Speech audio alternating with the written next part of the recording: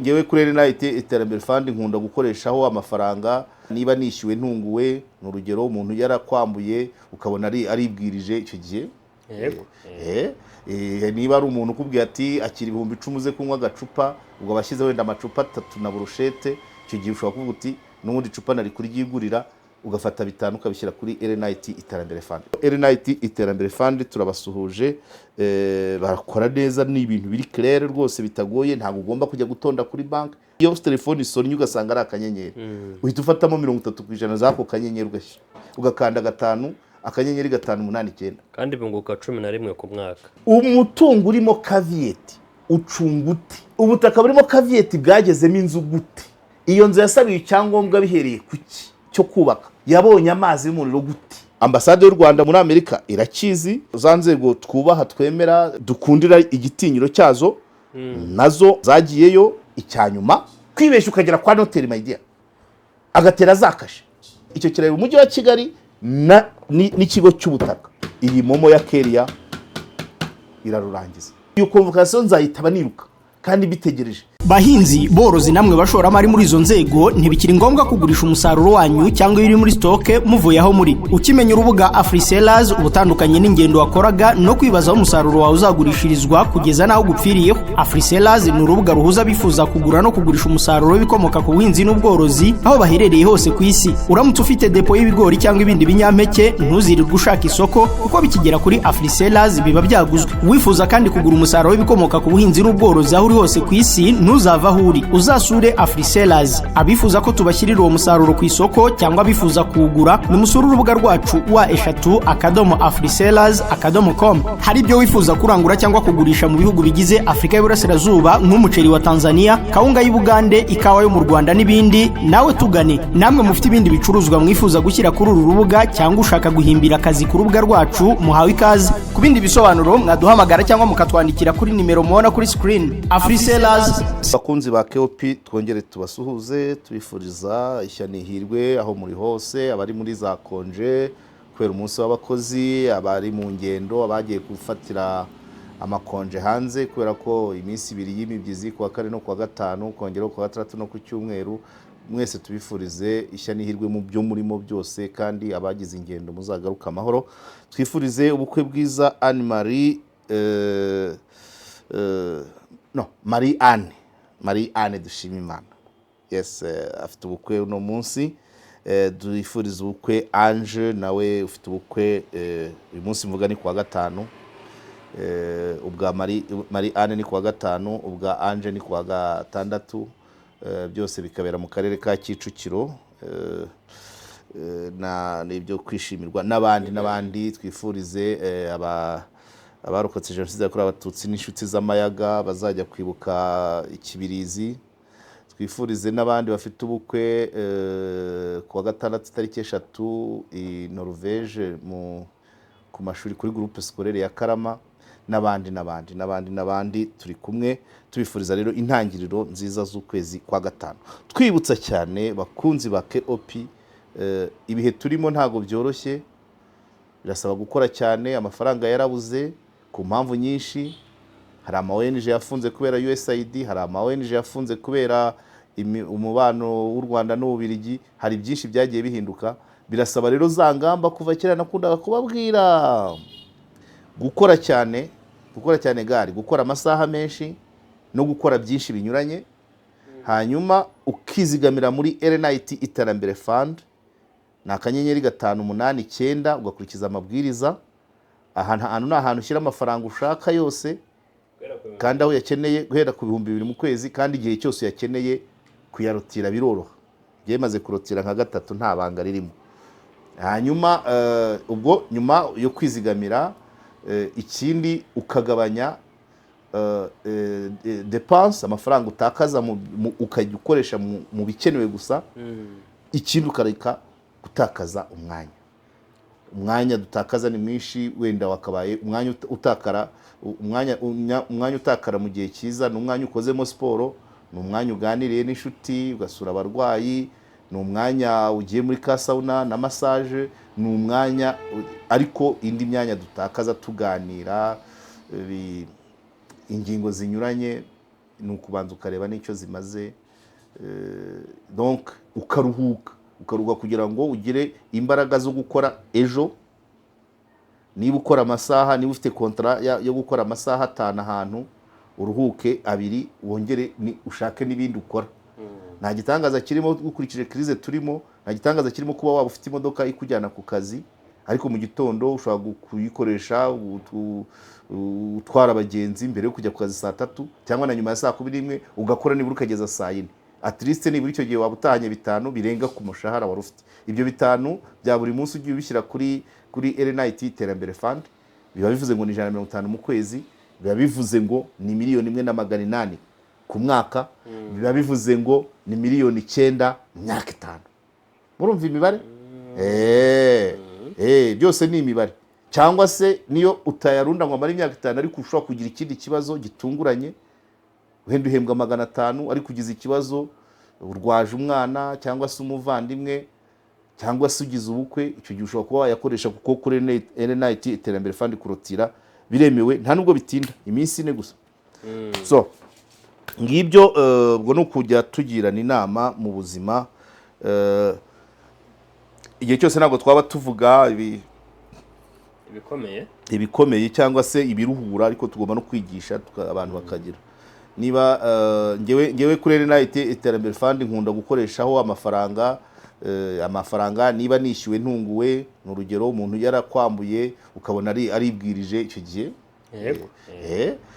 niba ari umuntu ukubwiye ati akira 10,000 uze kunywa agacupa, ubwo abashyize wenda amacupa 3 na burushete, icyo gihe ushobora kuvuga uti n'ubundi cupa nari kuryigurira, ugafata 5 ukabishyira kuri LNIT iterambere fund. Nubwo buryo hari amafaranga agenda aza atunguranye mu buzima bw'umuntu, yakabaye ahita ayazigama, noneho wenda akazakenera mu kindi gihe.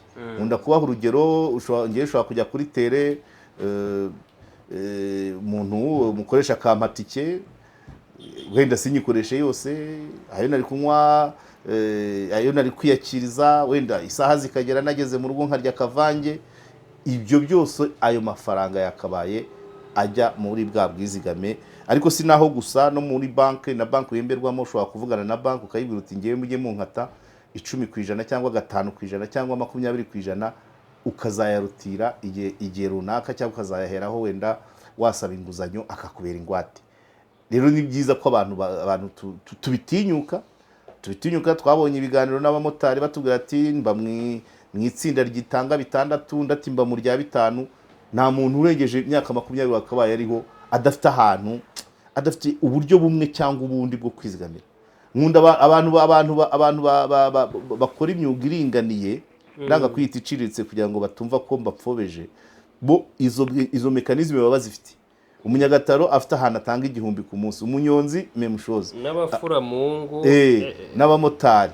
So rero ntabwo n'abandi, hari n'abakozi baba bafite batanga 200 ku kwezi. Ibyo nabyo ni byiza. Hari abatanga 10 mu cyumweru, hari abatanga 20. Buri muntu wese niba urengeje imyaka 20 yakagombye kuvuga ngo ngewe mu buryo bwanjye nizigamira gutya. Ushobora kuba muri LNIT iterambere fund, ukaba no mu itsinda, ukaba no mu kimina, byose ntago bibujijwe.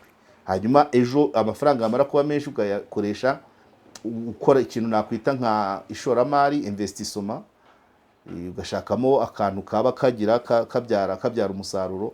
Ubwo nirinze guhita avuga kugura moto kubera ko nazo ibibazo birimo usanga bitakiri ishoramari ryiza cyangwa se ryateza ikibazo. Ariko wagura n'imodoka, banki gushobora kuguha amafaranga ukagura minibus cyangwa kwasiteri, cyangwa ukagura Hilux, cyangwa ukagura hoho n'ibindi. Ugashakamo akandi kantu kajya kinjiza amafaranga, noneho akazagufasha mu bibazo biri imbere, cyangwa se mu busaza, cyangwa se mu mashuri y'abana n'izindi manza z'umuryango. So byari ibyo ngibyo rero. LNIT iterambere fund turabasuhuje, barakora neza, ni ibintu biri clair rwose bitagoye. Ntabwo ugomba kujya gutonda kuri bank aho uryamye na saa 4 z'ijoro. Iyo akanyenyeri iyo telefone isonnye ugasanga ari akanyenyeri, uhita ufatamo 30% zako kanyenyeri ugakanda 5 akanyenyeri 589, kandi bunguka 11 ku mwaka cyane. Abatangiye kera bamaze kujya mu mafaranga menshi.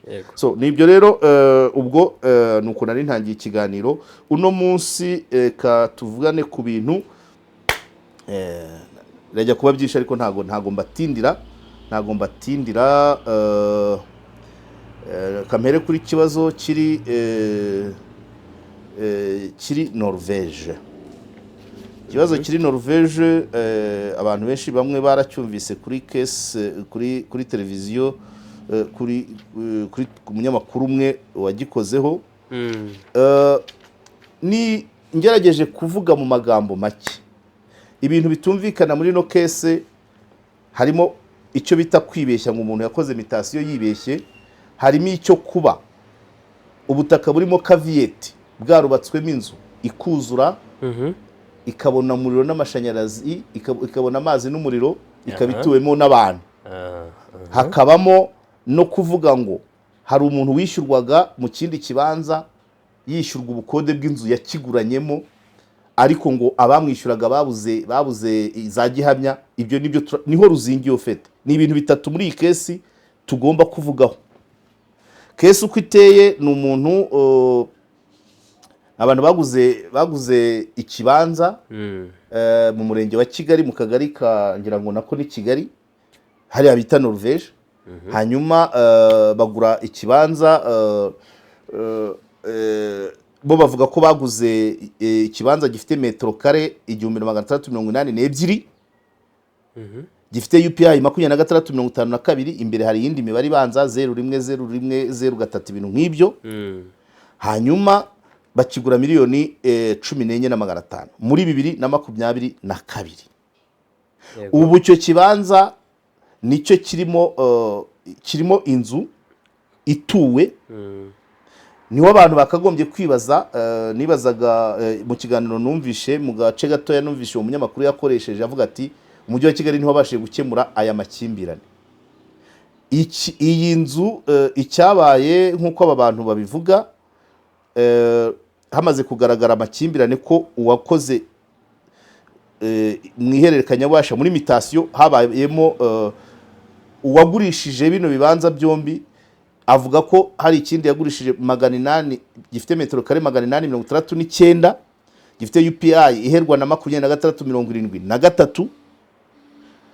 Iki rero kikaba cyaragurishijwe 2019. Noneho kuri ino saha muri mutation abaguze 2019 batsinze gukora mutation.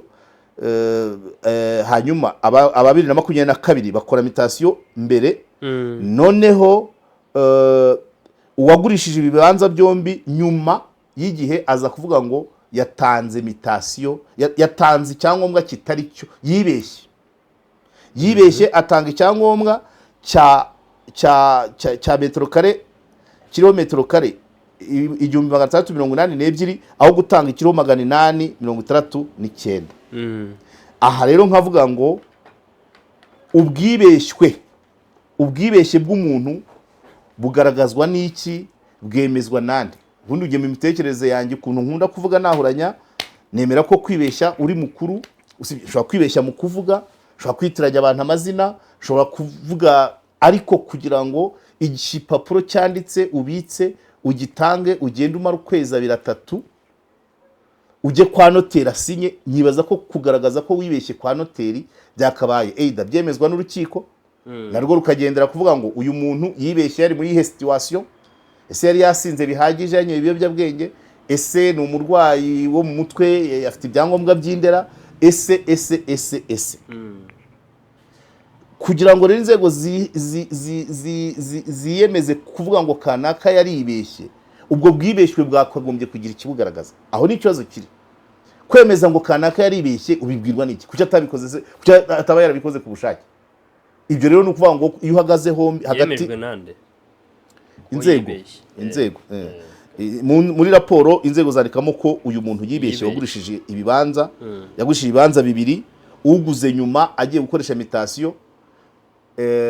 Mutation imaze kuba aza kumuhamagara avuga ngo naribeshye naguhaye ikitari cyo, twakoze mutation ku kibanza kitari cyo. Ubwibeshye rero, ubwibeshye burimo amafaranga, burimo ubutaka, burimo noteri, nge nibaza ko byakabaye bica mu rukiko na noteri akavuga ati se wa notifiye bitari byo, wa muntu akagira declaration yerekana ko yibeshye koko, noneho bakana cross examination donc bakagira contre verification bareba koko niba ari ukuri yaribeshye. Icyo ni kimwe. Hanyuma icyo kibanza abantu bakiguze harimo abataba mu Rwanda, ni umuryango, cyanditse ku mudamu witwa Keria, umusaza we niwe waje kundeba uba muri Amerika. Keria nawe ntakunze kuba mu Rwanda, ariko ubu bishobora kuba ahari, bakunze kuba muri Kenya. Noneho bajya muri mutation, ikibanza cyandikwa kuri uyu nguyu Keria. Nyuma y'igihe baza kubwira musaza we bati muri mutation twabahaye ikitari cyo.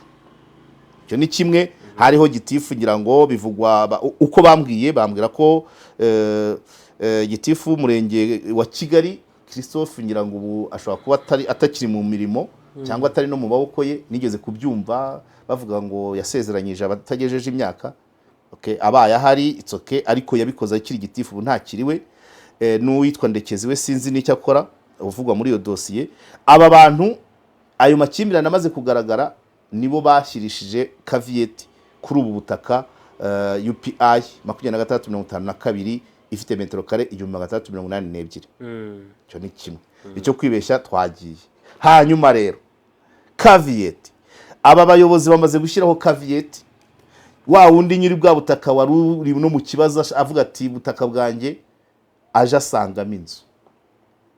Nandikiye deje wa land ndamubaza ngo mubaza ku micungire y'ubutaka burimo caveat, umutungo urimo caveat bigenda bite. Cyo nzi cyo mu byo nabanzi babijwe kuwugwatiriza, babijwe kuwugurisha, no kuwubakamo biremewe, birashoboka.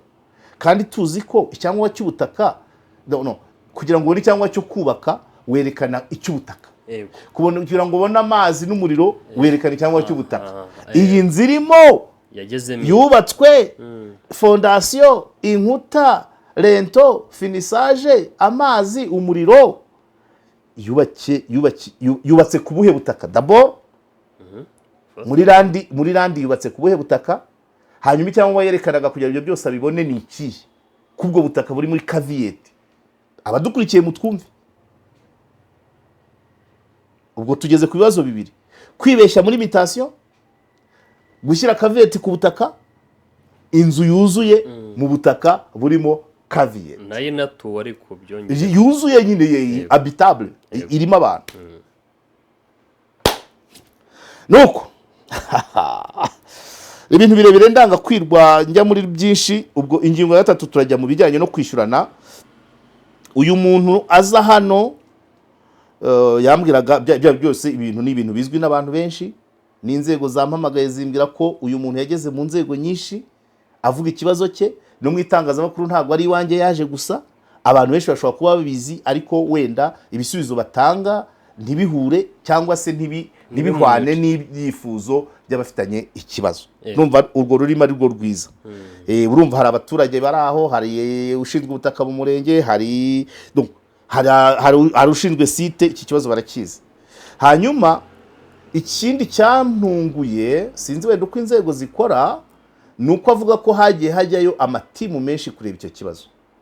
Ariko abavuyeyo bose, amatsinda yose yagiye ajyayo, ntabwo yazaga mubwire ngo turabona raporo zavuye zajyaga kuri iyo tere, ntabwo we yabonye kopi. Icyo nacyo nicyo cyo kudakorera mu mucyo. Ntabwo waba ugiye mu kibazo cya runaka ngo nuvayo mu byo wabonye ntumubwire. Kandi avugamo timu nyinshi, mukuru w'umudugudu, hanyuma hakabamo ambasade y'u Rwanda muri Amerika irakizi. Hari n'ikipe yagiyemo igizwe n'abantu bo muri za nzego twubaha, twemera, dukundira igitinyiro cyazo, nazo ngo zagiyeyo. Nuko yambwiye uko byagenze, ntafite raporo yabyo.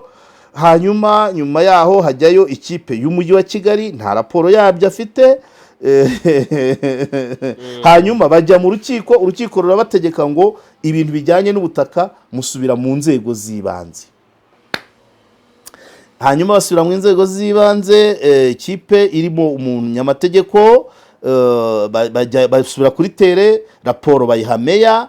uyu mugabo witwa Joe Rwema ambwira ko we yibonaniye na meya w'umujyi wa Kigali amaso ku maso, bahurira Kicukiro, ari kumwe n'umunyamabanga we. Hanyuma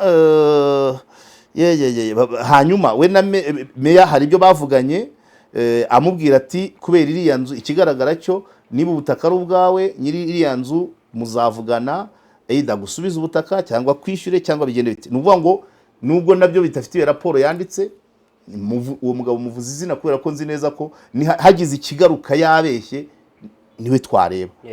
Icyo gihe meya amubwira ko ubwo butaka bungana na metero kare 247 bwubatsweho yabuhabwaho, uwabwubatseho yamuha ingurane cyangwa akamwishyura, bitaba iby'umujyi wa Kigali ukahasenya, ariko bemeranya ku kijyanye no kuba yabona ingurane.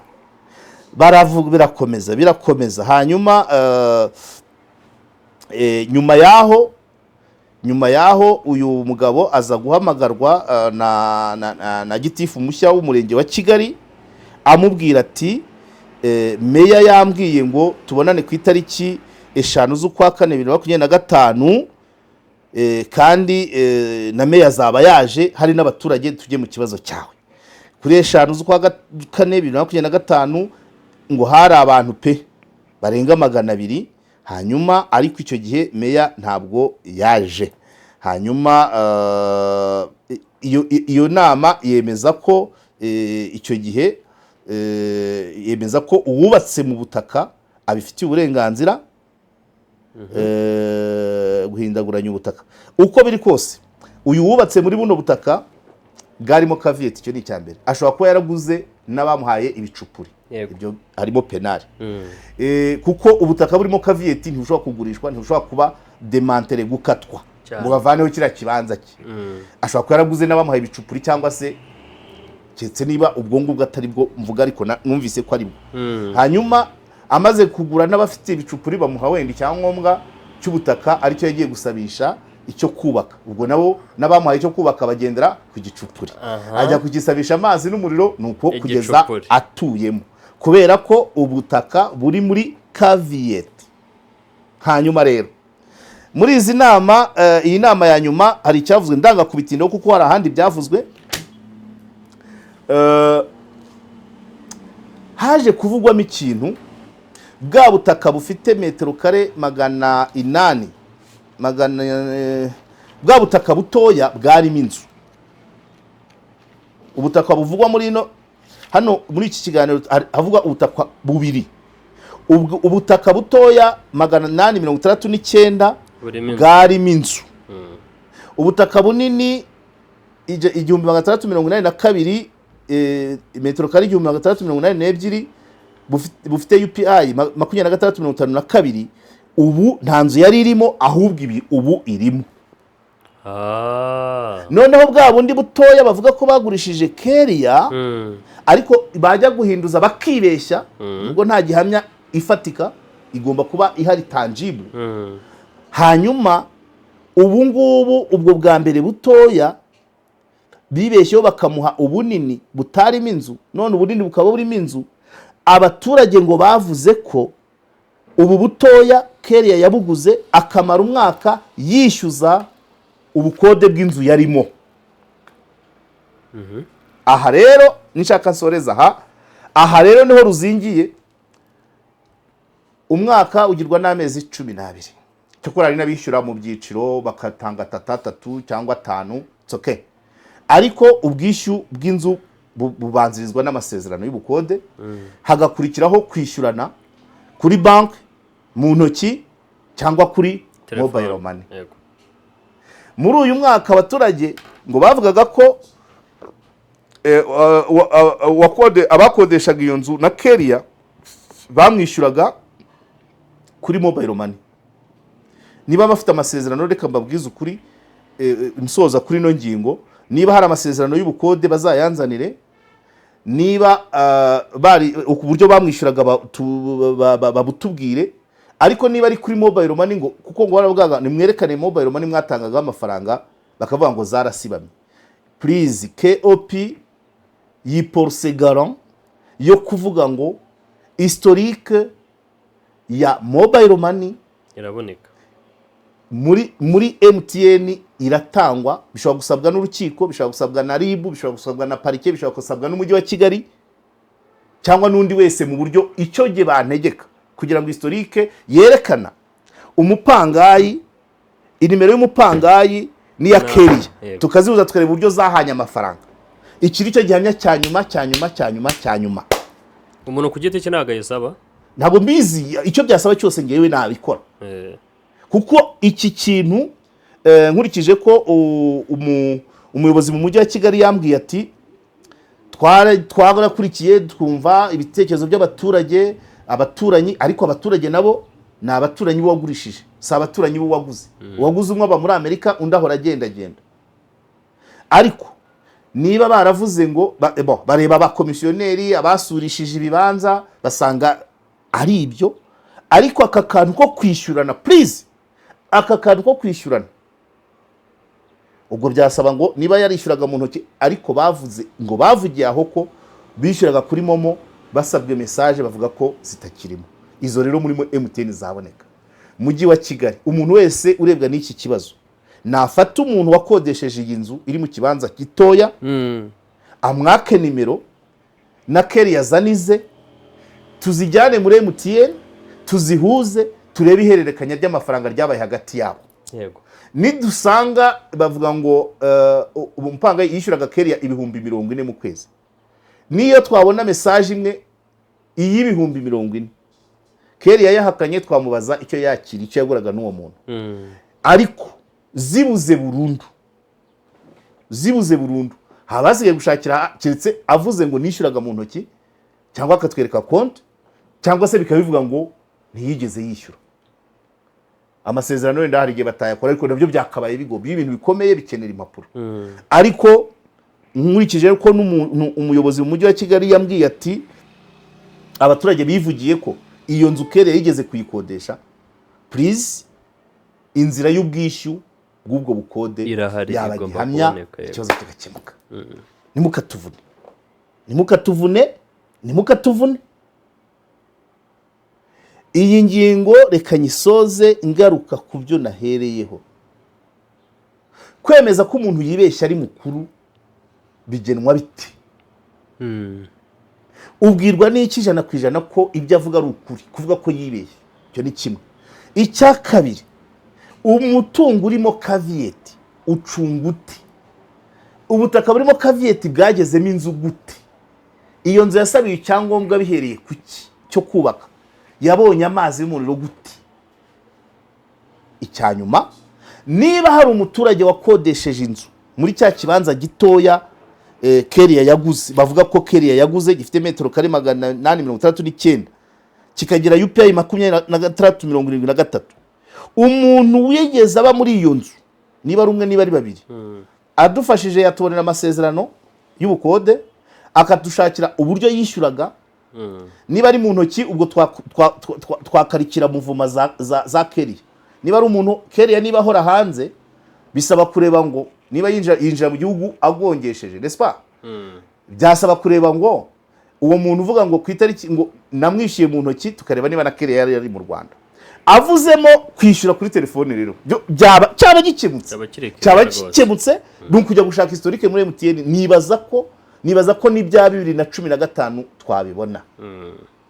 Quelque soit inzira byacamo, icyo nzi nuko urukiko na parike na RIB byo icyo kintu iyo bigisabye ni automatique. Abasigaye nibo basabwa conditions n'izindi zikomeye, ariko ntabwo abantu barengana harabayemo. Nicyo cyiza cy'ikoranabuhanga. Iyi momo ya Keria, kandi na Keria niba yumva yarigeze kwakira amafaranga y'uwo mupangayi, nibave mu manza bagabanye, borohereza inzego zikore, kuko nkurikije iki kibazo igihe kimaze kika kigeze kuri ngewe, mwumvisha amatsinda yagiyeyo, mwumvise inzego aba bantu banyuzeho. Iyi momo ya Keria irarurangiza, tumenye ahari ukuri. Hanyuma ibisigaye nihamara kumenyekana nyir'ubutaka, azavugana na nyir'inzu irimo, yishyura ubutaka, azishyura, bazumvikana mwishyura ubutaka, cyangwa se inzego zemera imyubakire zimenye icyo gukora, zayikuramo, zamuca amande, zagira gute, ibyo ntabwo mbizi. Ariko hakeneye kumenywa nyir'ubutaka. Muri no case ibyo bintu bitatu biraducanga kandi aba bantu, uyu mugabo ngo amaze amezi 6 mu Rwanda yiruka kuri no dosiye. Urumva yahagaritse ubuzima bwo muri Amerika. Niba yakara akazi yarakaretse. Arirwa donc ikintu ubwo abanyamategeko bari aha ni benshi, ndabizi muzatubwira ngo kwibeshya bihamywa n'iki, hanyuma icyo kubaka muri caveat ibyo ni iby'umujyi wa Kigali n'ikigo cy'ubutaka, hanyuma akanyuma ko kwishyurana ni MTN. Birumvikana inzira donc buri rwego kwibeshya turabihabwa n'abanyamategeko. Kwibeshya ukagera kwa noteri my dear agatera zakashe, cyo ni kimwe. Hanyuma kubaka mu nzu irimo mu butaka burimo caveat, icyo kireba umujyi wa Kigali n'ikigo cy'ubutaka. Hanyuma icyanyuma cyo kuba gihamya yuko ikibanza gito aricyo Keria yaguze, gihamya nuko yakiriye ubukode bw'inzirimo. Niba yarabwakiriye kuri mobile money, ni ukureba momo historique ya momo ya Keria, tukayihuza na historique ya momo y'uwo mupangayi, tukareba inshuro bahanahanye amafaranga uko angana. Bavuga 40. Niba ari 80 ubwo yamwishyuye amezi 2. Ariko ibigi muri MTN nako kashi. Muri make bana yanje we nuko mbibona, ntagiye kure. Ni ikibazo bigaragara ko kizwi n'abantu benshi, ni ikibazo kigaragara ko cyagiye gihabwa umurongo abakirimo ba nyiri ikibazo ntibawakire cyangwa bakawubonamo ubusembwa. Ariyo mpamvu ibyo inzego zose zagiye zibasubiza byarangiye bageze bati no mwitangazamakuru dushaka tujyeyo ni hahandi. So rero uhiriye mu nzu nta adapfunda imitwe. Nkunda kubabwira ko hano ntiduhimba amakuru, dutanga umwanya bakazana amakuru. Umunsi hazacaho umuntu uvuga amakuru atariyo, muzambaze nzabazwa icyo kumuha uwo mwanya. Ariko sinzi nge nzaba mpimbye ayo makuru, kandi uwo muntu uzaza ahimbye amakuru singe namubyaye, n'uwa societe. Twebwe societe tuzashyira hamwe twigeho ngo kuki kiri abantu bahimba amakuru. Ibitari ibyo ndakurahiye uzampamagara nzitaba rwose nkuko sanzwe nitaba. Ubundi hari itungo bahamagara ngo rikitabisha amaguru, nanjye nzitabisha amaguru. Yaba bakohereza message, bakohereza SMS, banyandikira kuri WhatsApp, mpita niruka sintegereza. Usibye kuba nagenda manza kwitegura nkitwaza nk'akenda ko kwifubika umwenda w'imbeho cyane cyane ari nko kuwa gatanu n'ibindi. Ariko iyo convocation nzayitaba niruka kandi bitegereje. Kwitabisha amaguru babivuga ku mpigi Dani. Impigi za Ryangombe urazizi? Nizo nzitaba nkazi. Impigi za Ryangombe urazizi? Zitabishaga amaguru bavugaga izindi gahita yiruka. Zarimo yitwa Mugasarwayi bebe, hakabamo uruciye munsi ntamenye icyo uri imbere, hakabamo urunyabutongo rutoto rwamaze Simbi Mukondo. Izo ni impigi za Ryangombe. Hakabamo Rugahura, hakabamo Nyenagacumu kava imyuna ngira ngo ariko umanza ari nyina wa Binego. Nyina Binego bavuga Binego bya Nyirakajumba, Nyenagacumu kava imyuna. Donc izo ni impigi za nzivuze ko za Ryangombe. Nanjye nziruka nkazo. Iyo bahihamagaye ntago yitabisha amaguru. Nanjye rero uzampamagara aza kumbaza ati dore ikiganiro wakoze. Ntabwo uzavuga ngo oya nzahitanza. Nzahitanza. Ibibazo biri muri societe ni byinshi, ariko kubivuga kubiceceka si wo muti. Icya kabiri nuko case nk'iyi ubu hari ahandi biri.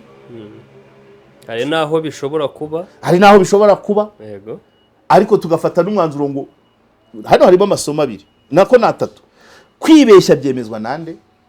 kugira ngo ejo hazagira undi uvuga ngo naribeshye, waribeshye, wari urwaye malaria y'igikatu cerebrale, fo kwerekana ibimenyetso bituma wibeshye. Hanyuma icya kabiri, igishyirwa mu mutungo urimo caveat, utambamiwe, mu kinyarwanda bagita utambamiwe. Umutungo utambamiwe ukoreshwa ute? Ese uhingwamo ibyerera amezi 3, iby'imyaka 2, numvise ngo hari naho bashyizemo n'insina. Inzu ijyamo ite? Yubakwa ku bihe byangombwa. Iyi nzu yubatse iteretse ku buhe butaka? Buri randi mu kigo cy'ubutaka yitwa ko yubatse hehe? Icyo ni isomo rya kabiri. Icya gatatu, muntu beshya ikoranabuhanga, uzavuga ibyo wavugiye mu isoko, mu muhanda, ariko icyo wanditse ikintu cyaciye mu ikoranabuhanga niyo MTN kuva ibayeho sinibuka imyaka imaze yakwirenga 20, n'ibyaba byarabuze ushobora gusanga hari seriveri muri Amerika ibibitse. Iki cyo ntiwakibeshya. Muntu uvuga ko wishyuye keri ukoresheje mobile money, humura ikimenyetso kizabicyo. Keretse nibavuga bati ni mu ntoki, ariko nabwo uko mu ntoki tuzareba ngo keri yabaga hehe ku buryo buri kwezi aza gufata 40,000 Norvege. Imbwa yahiye ku murizo iti burakeye bahabone. Ibintu iyo byagiye hanze tuba tugomba gusasa inzobe, ibintu bikagaragara.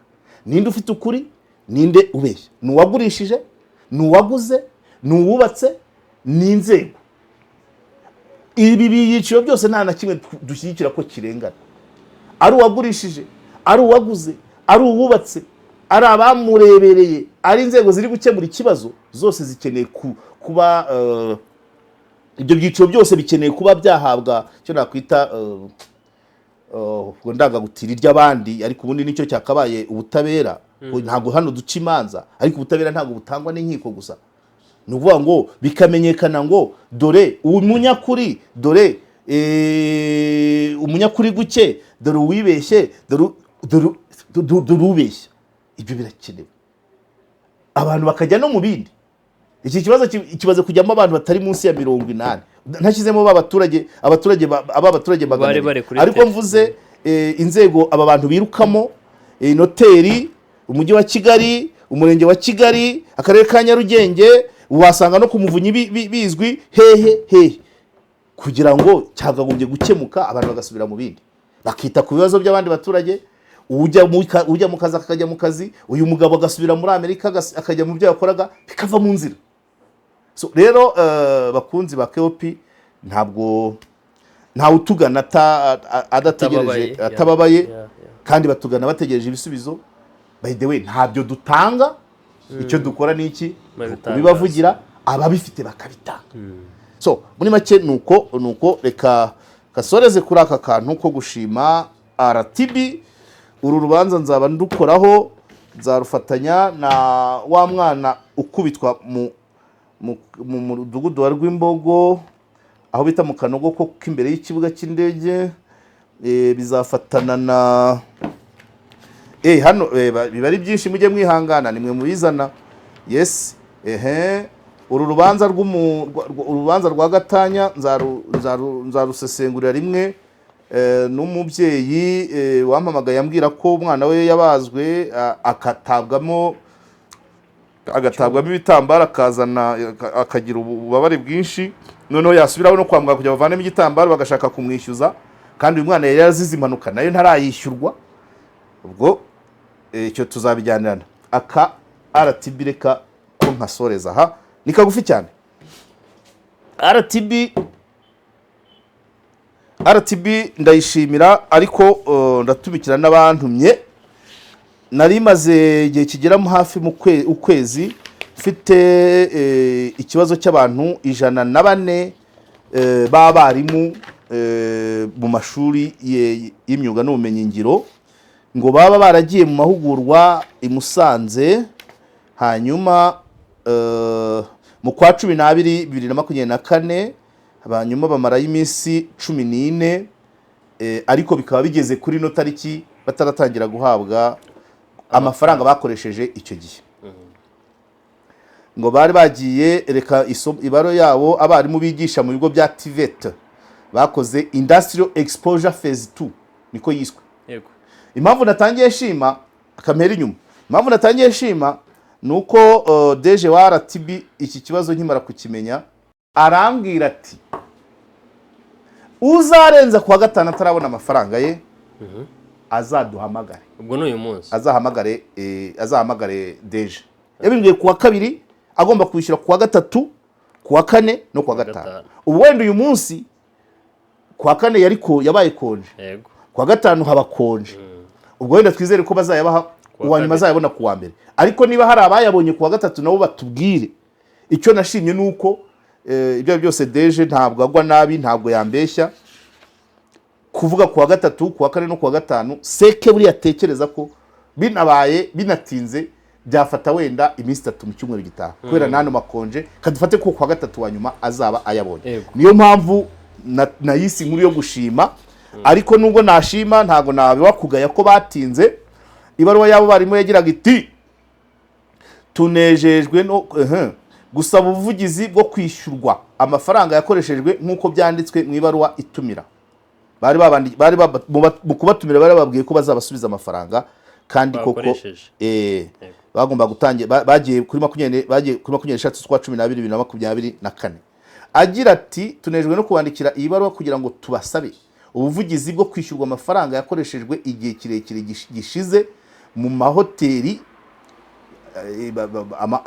abarimu bigisha ibijyanye n'amahoteli n'ubukerarugendo icyitwa Industrial Exposure Phase 2